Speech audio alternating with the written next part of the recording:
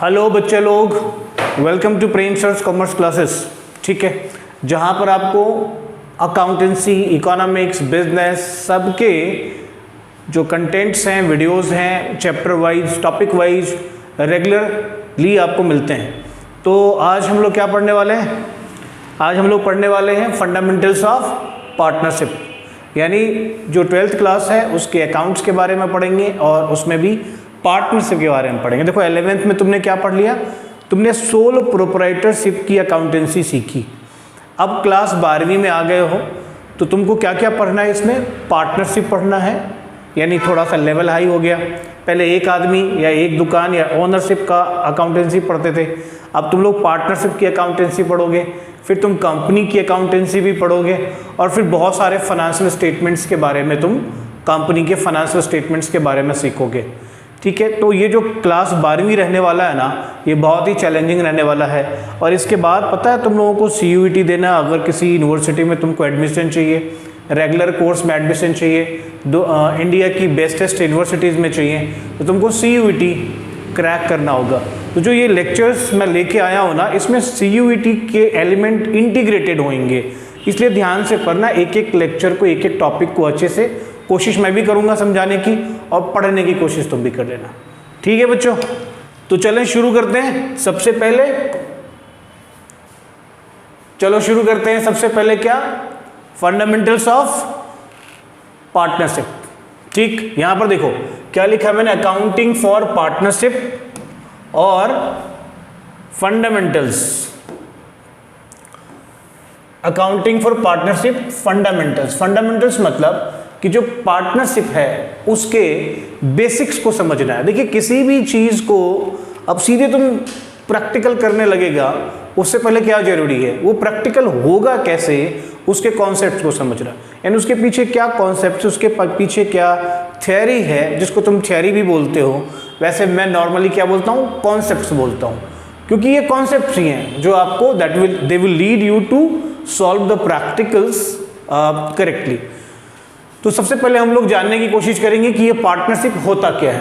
ठीक है, वैसे बिजनेस स्टडीज में 11th में तुमने पार्टनरशिप का डेफिनेशन पढ़ा कि भाई पार्टनरशिप जो होता है वो दो या दो से ज़्यादा व्यक्ति आपस में आते हैं, व्यापार करते हैं और उनका एम्बिशन होता है प्रॉफिट अर्न करना। और व्यापार जो होता है वो क्या होता है?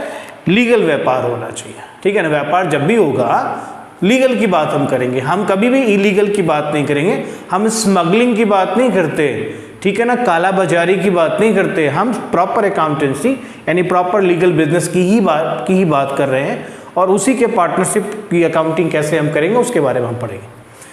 तो यहाँ जैसे कुछ चीज़ें देख रहे हो, क्या याद रखना? Section 4 of Indian partnership act 1932। तो दो बातें यहाँ पर समझ में आ गई कि पार्टनरशिप एक्ट के हिसाब से ही ये पूरी सिस्टम जो है ना, तुम जो अभी पढ़ने वाले हो पूरी पार्टनरशिप अकाउंटिंग, तो वो जो है वो पार्टनरशिप एक्ट 1932 के बेस पर ही होगा।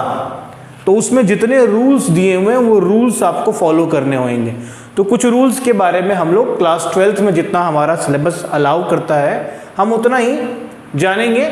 बातें तो बहुत हैं, लेकिन वो सारी जान के अभी क्या करोगे? ठीक, धीरे धीरे जब हायर क्लासेस में जाओगे तो जानोगे। तो अभी हम देखते हैं कि इंडियन पार्टनरशिप एक्ट 1932 का सेक्शन 4। अब तुमको इस स्टेज पे ये भी नहीं मालूम होगा कि सेक्शन क्या होता है। अरे भाइयों, क्या होता है एक्ट में ना, हम पैराग्राफ्स में चीज़ों को लिखते हैं, तो उसी को हम बना देते हैं सेक्शन। यानी कि एक मान लो डब्बा, तो पहला डब्बा सेक्शन 1, दूसरा डब्बा सेक्शन 3, तीसरा डब्बा सेक्शन 3 और चौथा डब्बा सेक्शन 4। तो ऐसे करके हम उसको आइडेंटिफाई करते हैं, डिफरेंट आइडेंटिफिकेशंस उसको हम देते हैं, जो एक क्या होता है, एक सीक्वेंस में होता है। तो इसलिए सेक्शन 4 में लिखा हुआ, यानी कि डब्बे नंबर 4 में लिखा हुआ है, करेक्ट। तो डब्बे नंबर 4 में क्या लिखा हुआ है? पार्टनरशिप का डेफिनेशन। क्या है डेफिनेशन? कहता है relation between persons who have agreed to share the profits of a business carried on by all or any of them acting for all। क्या बात कर रही है? एक एक पार्ट को समझने की कोशिश करेंगे। सबसे पहली बात क्या हुई कि बिटवीन पर्सन्स की जब बात हुई तो क्या मतलब हुआ, बिटवीन टू और मोर देन टू पर्सन्स या बिटवीन टू और मोर पर्सन्स। मैं जब भी पर्सन्स की बात करूंगा तो ये प्लूरल नाउन है, तो प्लूरल सेंस में काम आएगा, दो या उससे ज्यादा होंगे, एक नहीं होगा। तो पर्सन्स मतलब दो या उससे ज्यादा लोग जिनका आपस में एक समझौता हुआ है। एग्रीड मतलब क्या, एग्रीमेंट मतलब समझौता हुआ है। क्या करेंगे वो एक बिजनेस करेंगे। बिजनेस एक करेगा सबके लिए या सब मिलके बिजनेस करेंगे, ठीक है। क्यों करेंगे business, to share profits, to share the profits, understood. तो डेफिनेशन का क्रक्स ये हो गया कि दो या दो से ज्यादा व्यक्ति होंगे, आपस में बिजनेस करेंगे, उनके बीच एक एग्रीमेंट होगा, बिजनेस करेंगे, कोई एक सबके लिए करेगा या सब मिलके करेंगे, और बिजनेस करने का उद्देश्य क्या होता है भाई, प्रॉफिट शेयर करना, ठीक है ना। चलो, तो आगे हमने देखा कि भाई essential features of partnership. Features मतलब क्या, नेचर, फीचर, कैरेक्टरिस्टिक सब एक ही बात है। फीचर बोलो, नेचर बोलो या कैरेक्टरिस्टिक्स बोलो, ये सारी क्या है, एक ही बातें हैं। तो पार्टनरशिप का जो एसेंशियल फीचर है, नेचर है, कैरेक्टरिस्टिक्स है, वो कहां से आएगा, डेफिनेशन से डिराइव करेंगे हम। कहां से डिराइव करेंगे, डेफिनेशन से डिराइव करेंगे। तो डेफिनेशन क्या है, डेफिनेशन तो तुमने देखा अभी, डेफिनेशन क्या है, डेफिनेशन तो तुमने देखा अभी, है ना। तो डेफिनेशन में तुम क्या देखोगे कि एग्रीमेंट, सबसे पहले क्या होगा, टू और मोर पर्सन्स हैं, दो या दो से ज्यादा लोग हैं। क्या लिखा मैंने, in order to form part, और यही ये जो तुम ब्लू वाला देख रहे हो ना, इसमें सारी इंफॉर्मेशन है, एक नंबर के क्वेश्चन का इंफॉर्मेशन है। चाहे वो तुम दे दो, बोर्ड एग्जाम दो, स्कूल में जितने भी अभी तुम्हारे पीरियडिकल्स होंगे वो दे दो, हाफ ईयरली दे दो, प्री बोर्ड दे दो, या तुम CUET दो, 1 मार्कर में क्वेश्चन 100% आता है। इसलिए इसको ध्यान से देखो, एक भी चीज जो यहाँ लिखी हुई है, जो मैं बोल रहा हूँ, वो आउट ऑफ सिलेबस नहीं है। इन सबसे क्वेश्चन बनते हैं, और क्या बनते हैं वो मैं साथ में बताता जा रहा हूँ, ध्यान से देखना है इसको। In order to form partnership there should be at least 2 persons coming together for a common goal, साथ आ रहे हैं कॉमन गोल के लिए। Maximum number of partners, question कहां से बनता है, यहां से बनता है, ये वाला बनता है question. The maximum number of partners can be 50 as per companies miscellaneous rules 2014। क्या याद रखना है कि मैक्सिमम कितने पार्टनर्स हो सकते हैं, 50। किस हिसाब से, कंपनी का मिसलेनियस रूल्स 2014 के हिसाब से मैक्सिमम 50 हो सकते हैं पार्टनर्स। दूसरी बात क्या होगा, एग्रीमेंट होगा। तो पार्टनरशिप के बीच में एग्रीमेंट होगा। अब यहां पर मैं एग्रीमेंट के बारे में बताऊं, तुम सोच रहे होगे कि एग्रीमेंट का मतलब क्या, लिखित, जरूरी नहीं है। एग्रीमेंट ओरल भी हो सकता है। जब हम और आप, हमारे दिल मिलते हैं, हमारे क्या होते हैं, दिल मिलते हैं। जब हमारे दिल मिलते हैं तो कोई प्रॉब्लम ही नहीं है, हमारा माइंड मिलता है, तो हम आपस में बातचीत कर लेते हैं और हम बिजनेस करना शुरू कर देते हैं। कोई लिखा पढ़ी नहीं है, कुछ भी उसका लीगल कुछ भी उसका रिटन डॉक्यूमेंट नहीं है, रिटन हिसाब किताब नहीं है। हम लोग बस चल पड़ते हैं, चल भाई चल बिजनेस करते हैं, और बस चलने लगे, बिजनेस करने लगे, कोई प्रॉब्लम नहीं। आप ऐसे भी कर सकते हो बिजनेस, या आपका रिटन एग्रीमेंट भी हो सकता है, यानी कि एग्रीमेंट रिटन फॉर्म में। अब 2-3 लोग मिले, पता नहीं यार कल को क्या हो, ट्रस्ट फैक्टर नहीं है एक दूसरे के ऊपर, पुरानी दोस्ती नहीं है, ट्रस्ट नहीं है, तो क्या होगा भाई, लिखित कर लो, ठीक है। तो लिखित भी हो सकता है। तो एग्रीमेंट होगा, एग्रीमेंट होगा किसके लिए, प्रॉफिट एंड लॉस के बारे में, ठीक। एग्रीमेंट किसका होगा भाई, कैसे बिजनेस करेंगे, किस हिसाब से बिजनेस करेंगे, हमारा प्रॉफिट शेयर क्या होगा, कौन कितना पैसे लेके आएगा बिजनेस में, ये सब सारे एग्रीमेंट्स होंगे। तीसरी बात क्या होगी कि बिजनेस होना चाहिए। जब भी मैं बात बिजनेस की करूं, मतलब लॉफुल बिजनेस होना चाहिए, लीगल बिजनेस होना चाहिए, ठीक है ना।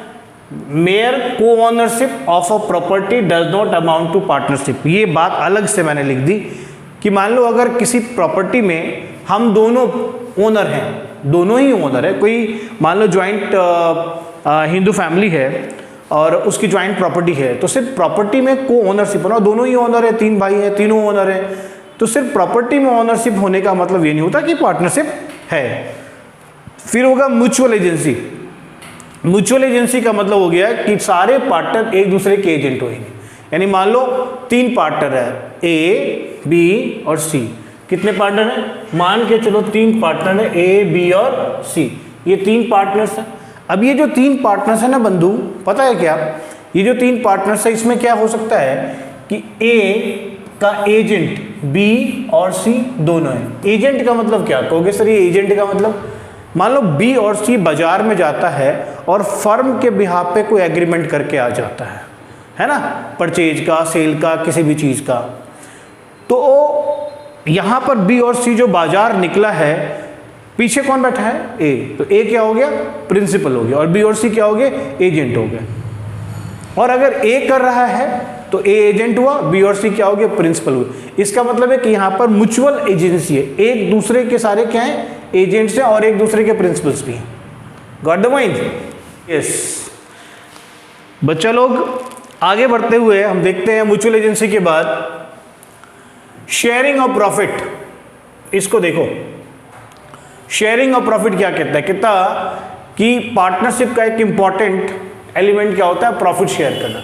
अच्छा, जब मैं बात प्रॉफिट शेयर की कर रहा हूं तो सिर्फ ये नहीं होता कि प्रॉफिट ही शेयर करेगा, भाई लॉस होगा तो लॉस भी तो शेयर करेगा, तो प्रॉफिट और लॉस का शेयर, ठीक है ना।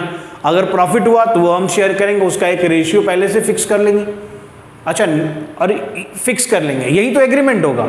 हम एग्रीमेंट में बैठ के करेंगे क्या? यही करेंगे भाई हमारा प्रॉफिट शेयर जो होगा ना भाई, उससे जो कमाई होगी वो कमाई कैसे बांटेंगे हम लोग? अरे बराबर बराबर बांट लेंगे, कहते हैं ना बराबर। नहीं नहीं, मैंने ज़्यादा पैसे लगाए हैं तो भाई प्रॉफिट में भी हिस्सा मेरा तो ज़्यादा होना चाहिए। चलो, तो ऐसे करके आप करेंगे, प्रॉफिट या लॉस शेयर करेंगे। उसके बाद जो एलिमेंट है वो है liability of partnership. So each partner is liable jointly. क्या लिखा मैंने लिखा each partner is liable jointly with all the other partners and also severally to the third party for all the acts of the firm done while he is a partner। कहने का मतलब कि जब तक तुम पार्टनर हो तो किसी भी पार्टनर के द्वारा किए गए किसी भी लायबिलिटी में तू भी शरीक है, तुम भी उसके पार्टिसिपेंट हो, उस लायबिलिटी का ऑब्लिगेशन तुम्हारे ऊपर भी है। और ये तब तक है जब तक कि तुम उस पार्टनरशिप फर्म के पार्टनर हो। अच्छा, जिस दिन तुम पार्टनरशिप फर्म से निकल गए और तुमने पब्लिक को बता दिया कि भाई मैं अभी इसका पार्टनर नहीं हूं, तो उसके बाद होने वाली प्रत्येक लायबिलिटी के लिए या किसी भी लायबिलिटी के लिए तुम रिस्पॉन्सिबल नहीं हो। तो इसका मतलब ये हुआ कि each partner is liable jointly with all the other partners and also severally to the third party for the acts for all the acts of the firm done while he is a partner। आगे हमने लिखा कि not only that the liability of partner for acts of the firm is also unlimited।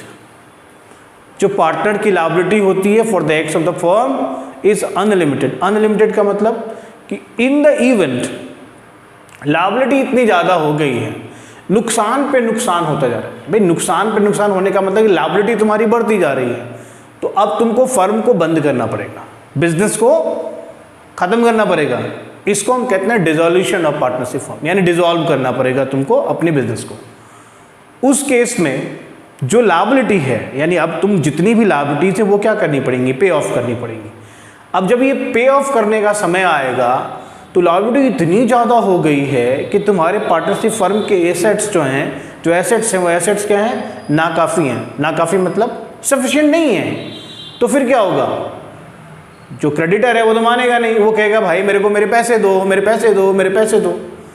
अब यहाँ पर जो है ये जो टर्म है ना अनलिमिटेड लायबिलिटी, उसका मतलब अब समझ में आएगा तुमको।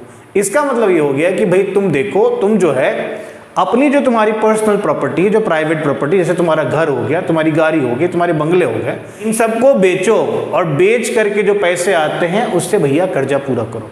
That is the meaning of unlimited liability. ठीक है, यहां मैंने लिख भी दिया, assets can also be use for paying off the firm's debts. Correct. Now moving on to the next item. The next item is partnership deed. Right, it is partnership deed. What is deed? पहले ध्यान से समझना है यार। देखो, पहले मैंने तुमसे बात करी पार्टनरशिप एग्रीमेंट। एग्रीमेंट का मतलब क्या कि ये ओरल भी हो सकता है, रिटन भी हो सकता है। ठीक, जब ये रिटन होगा तब इसको बोलेंगे पार्टनरशिप डीड। एग्रीमेंट जब रिटन होगा तो उसको क्या बोलेंगे हम, पार्टनरशिप डीड। इस बात को याद रखना है, ठीक है। तो partnership deed, wherever it is in writing, the document which contains terms of the agreement is called partnership deed। इसको पार्टनरशिप डीड बोलते हैं बच्चों। पार्टनरशिप डीड में क्या क्या चीजें होंगी, देखो ध्यान से देखना है आपको कि पार्टनरशिप डीड में क्या क्या चीजें होंगी। तो नॉर्मली पार्टनरशिप डीड में क्या क्या डिटेल्स होते हैं, बड़ा लंबा चौड़ा लिस्ट है। मैं एक बार तुमको ये लंबा चौड़ा लिस्ट दिखा देता हूँ, बोल भी देता हूँ ताकि तुमको ध्यान पे रहे। देखो, names and address of the firm and its business, names and assets of all the partners, names and addresses of all the partners, pattern, amount of capital to be contributed by each partner, accounting period of the firm, है ना, the date of commencement of partnership, ये रहेगा।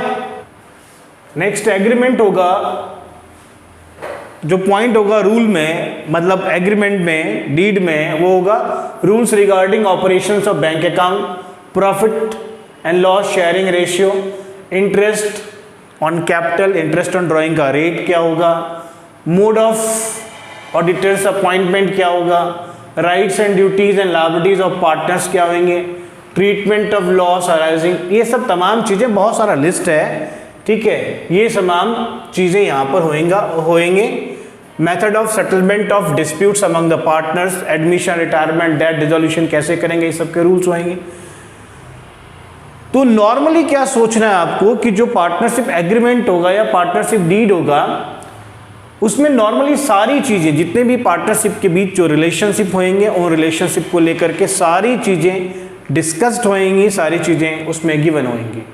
अगर मान लो कुछ छूट जाता है या नहीं दिया हुआ होता, डेलिबरेटली भी नहीं दिया हुआ होता या छूट जाता है, या हम ये कहते हैं कि पार्टनरशिप एग्रीमेंट है ही नहीं, पार्टनरशिप डीड है ही नहीं, एग्रीमेंट तो है, ओरल एग्रीमेंट भी नहीं है, बस सीधे आए और काम करना शुरू हो गए, ना हमारे पास में कोई एग्रीमेंट ही नहीं है, ना रिटन है ना ओरल है, कुछ नहीं है। या हम यूँ कहें कि भाई हमारे पास में पार्टनरशिप डीड नहीं है, तो हमने क्या कहा, अगर डीड नहीं है, in the absence of deed, तो कुछ चीज़ों को आपको याद रखना है बच्चों, जो आपके क्लास 12 में काम आने वाले हैं। इससे पहले जो मैंने मैटर बताया, मटेरियल बताया, पार्टनरशिप डीड में क्या क्या चीज़ें होती हैं, ये 1 मार्कर में आपसे पूछा जा सकता है कि इसमें से कौन सी चीज़ पार्टनरशिप डीड में होती है या नहीं होती है, क्या नहीं होती है, ये आपको चूज़ करना होएगा 1 मार्कर में। लेकिन जब आप इस पर आओगे कि भैया पार्टनरशिप डीड में या पार्टनरशिप डीड हो ही नहीं, या पार्टनरशिप डीड में ये चीज़ ना हो, 2 बातें मैं बोल रहा हूँ, बार बार बोल रहा हूँ कि पार्टनरशिप डीड हो ही नहीं, है ही नहीं, या पार्टनरशिप डीड में है तो पार्टनरशिप डीड लेकिन कुछ बातों का जिक्र नहीं है। तो जिन बातों का पार्टनरशिप डीड में जिक्र नहीं है या पार्टनरशिप डीड है ही नहीं, दोनों बातें याद रखना है। उस केस में कुछ ऐसे मटेरियल्स हैं जिसके ऊपर आपको पता होना चाहिए कि क्या रूल हम फॉलो करेंगे। तो वहाँ क्या रूल फॉलो करेंगे, तो provisions of partnership act follow करेंगे, प्रोविजंस ऑफ एक्ट फॉलो करेंगे। कानून क्या कहता है, जो कानून कहता है वो हम करेंगे। तो अब हम सीखेंगे कानून क्या कहता है और किन विषयों में कानून क्या कहता है। पहली बात कही प्रॉफिट शेयरिंग रेशियो। देखिए, in the absence of partnership deed, है ना, in the absence of partnership deed profit sharing ratio क्या होगा, इक्वल होगा। प्रॉफिट शेयरिंग रेशियो क्या होगा, इक्वल होगा, याद रखना है। Irrespective of their capital contribution in the firm, चाहे कितना भी कैपिटल कंट्रीब्यूशन, उससे कोई मतलब नहीं है, आपका जो प्रॉफिट शेयर होगा वो क्या होगा, इक्वल होगा। इंटरेस्ट ऑन कैपिटल, पहली बात तो ये समझ लो, there would be no interest on capital, ठीक है ना, इंटरेस्ट ऑन कैपिटल होगा ही नहीं अगर पार्टनरशिप डीड साइलेंट है या पार्टनरशिप डीड है ही नहीं। तीसरी चीज, interest on drawings, no interest on drawings, no interest on drawings, ठीक है ना, अगर पार्टनरशिप डीड साइलेंट है या पार्टनरशिप डीड है ही नहीं। Interest on advance loan, interest on advance loan का मतलब कि अगर पार्टनर ने, if any partner has advanced और granted loan to the firm beyond the amount of his capital, तो उस पर 6% पर एनम से आपको इंटरेस्ट पे करना है। किस पे, अगर किसी पार्टनर ने फर्म को एडवांस या लोन दिया हो, ठीक है ना, in addition to the capital, तो हम उस पर 6% का ब्याज फर्म देगी। और रेम्यूनरेशन और सैलरी के बारे में बात करेंगे, यानी कि जो पार्टनर काम कर रहा है फर्म के ऊपर, फर्म के लिए उसको कुछ मिलना तो चाहिए, रेम्यूनरेशन जैसे सैलरी, कमीशन, ये सब चीज़ें। तो अगर पार्टनरशिप डीड साइलेंट है या पार्टनरशिप डीड में है ही नहीं ये चीज़, या पार्टनरशिप डीड है ही नहीं, तो इसको कोई रेम्यूनरेशन या कोई सैलरी बच्चों नहीं मिलेगी। ठीक है ना, याद रखना इसको। ऑलराइट, वेल सी अभी तक तुमने जो देखो प्रोप्राइटरशिप फर्म किया, अकाउंटिंग करी लास्ट ईयर 11th में, तो वहाँ जितने काम तुमने प्रोप्राइटरशिप में किया था ना, बैलेंस शीट बनाया था या मान लो प्रॉफिट एंड लॉस अकाउंट बनाया था, वो सब पार्टनरशिप में भी करोगे, एज इट इज करोगे। बट यहाँ पर क्या हो जाता है कि जब प्रॉफिट एंड लॉस प्रिपेयर कर लिया ना, तभी क्या बोला, 2 या 2 से ज़्यादा लोग प्रॉफिट शेयर करेगा। तो भाई प्रॉफिट शेयर कैसे करेगा, उसमें क्या क्या चीज़ें होंगी, ये भी तो दिखाओगे ना। तो इसलिए थोड़ा सा आगे हम लोग चलेंगे और उसके एस्पेक्ट्स को हम लोग देखेंगे कि क्या हम लोग आगे करेंगे, स्पेशल क्या एस्पेक्ट्स हैं इसके अंदर। तो बंधु स्पेशल एस्पेक्ट्स क्या क्या है, देखो क्या एस्पेक्ट है special, maintenance of partners capital account. ठीक है ना, करेंगे कि नहीं करेंगे। सारे बंदे तो अलग अलग है ना, सोल प्रोप्राइटर में क्या होता है, एक ही बंदा होता था, जो भी है सब उसी का है, लेकिन यहाँ पर क्या हो, बंदे अलग अलग हैं। तो भाई सबके अलग अलग हिसाब किताब तो साल के अंत में होंगे कि नहीं होंगे, कि इसके खाते में कितना बचा, उसके खाते में कितना बचा, उसके खाते में कितना बचा। इसलिए हमने क्या किया, maintenance of partners capital account. फिर distribution of profit and loss among the members, तो जितने भी हैं सबके प्रॉफिट और लॉस है। Adjustment of wrong appropriation of profit in past, भाई ये तो गलती करते रहते हो ना तुम लोग, अकाउंटेंट गलती करता रहता है कि कुछ ना छोड़ दिया पीछे, कुछ भूल गया पीछे वो, तो अब सबका क्या करोगे, अंत में आकर के एडजस्टमेंट तो करना पड़ेगा ना। रेक्टिफिकेशन सीखा है ना तुमने 11th में, बस वैसे ही एडजस्टमेंट करना होगा। ठीक है, फिर उसके बाद अगर कुछ और चेंजेज वगैरह आते हैं तो रिकॉन्स्टिट्यूशन, फर्म बंद करनी है, घाटा ही घाटा हो रहा है भाई, फर्म अब चला नहीं सकते, तो क्या करेंगे, डिसोल्यूशन करेंगे कि नहीं करेंगे, करेंगे ना। तो ये सारे जो स्पेशल एस्पेक्ट हैं, ये स्पेशल एस्पेक्ट्स आप लोग पार्टनरशिप फॉर्म के अंदर ना देखोगे। ठीक है, किसके अंदर देखोगे, पार्टनरशिप फॉर्म के अंदर तुम लोग देखोगे इसको। इसके अलावा इसके आगे की कहानी तुम यहां पर पढ़ोगे। तुमको वो सब काम नहीं करना यार, तुमको ट्रेडिंग अकाउंट, P&L अकाउंट नहीं बनाना है इस साल, समझ गए। तुमको कहां से शुरू करना है, जो प्रॉफिट एंड लॉस बन गया ना उसका बंटवारा कैसे करोगे, फिर सबके कैपिटल का हिसाब कि साल के अंत में सबका कितना कितना बचा, और फाइनली एक बैलेंस शीट तो बनता है ना यार, बैलेंस शीट बनता है कि नहीं बनता है, बैलेंस शीट किसका, फर्म का भी बैलेंस शीट। तो ये सब हिसाब किताब ही तुमको करना है, ट्रेडिंग प्रॉफिट एंड लॉस नहीं बनाना है। ओके जी, तो अभी तक आपने क्या सीखा, आपने फंडामेंटल सीखे, बेसिक चीजें सीखी कि पार्टनरशिप में हमको आगे करना क्या क्या है, किस फाउंडेशन पे पार्टनरशिप बनी है, क्या है और क्या नहीं है, ये सब बातें आपने सीखी। तो बंधु आज इस लेक्चर में इतना ही।